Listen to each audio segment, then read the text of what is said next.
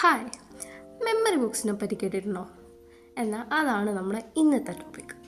അപ്പോൾ ഞാനിപ്പോൾ നിങ്ങൾക്ക് കാണിച്ചു തരുന്നത് എന്താണെന്ന് വെച്ചാൽ, എനിക്ക് കിട്ടിയ ആ ഗിഫ്റ്റ്, ബർത്ത്ഡേക്ക് കിട്ടിയ ഗിഫ്റ്റ് ഞാനൊന്നും കളയത്തില്ല.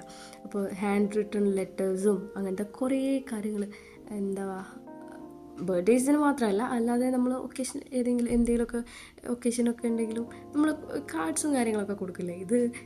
ഇതിങ്ങനെ കാണുമ്പോൾ നമ്മുടെ നാഗവല്ലി മണിച്ചിത്രത്താഴിൽ നാഗവല്ലീൻ്റെ ആഭരണങ്ങളൊക്കെ എടുക്കുന്ന ഗംഗേനെയാണ് എനിക്കിപ്പോൾ ഓർമ്മ വരുന്നത്. ഓരോന്നെടുത്ത് കാണിക്കുന്നത്.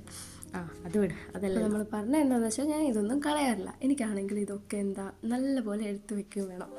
ഓരോ ഇതിന് കിട്ടിയതല്ലേ, ഒന്നുമില്ലെങ്കിൽ അവരുടെ എഫേർട്സ് ഇട്ട് നമുക്ക് തരുന്ന ഗിഫ്റ്റുകളാണല്ലോ. അപ്പോൾ അതൊക്കെ എടുത്ത് വെക്കാനായിട്ട് ഞാനിപ്പോൾ ഇട്ട് വെച്ചിരിക്കുന്ന ഒരു പേർപ്പിളിൻ്റെ എനിക്ക് കിട്ടിയ ഒരു കാർഡ്ബോർഡ് ബോക്സിലാണ്. അപ്പം അതിനെ ഒന്ന് ഇച്ചിരി നമുക്ക് അടിപൊളിയാക്കി വെക്കാനാണ് ഇന്നത്തെ പരിപാടി.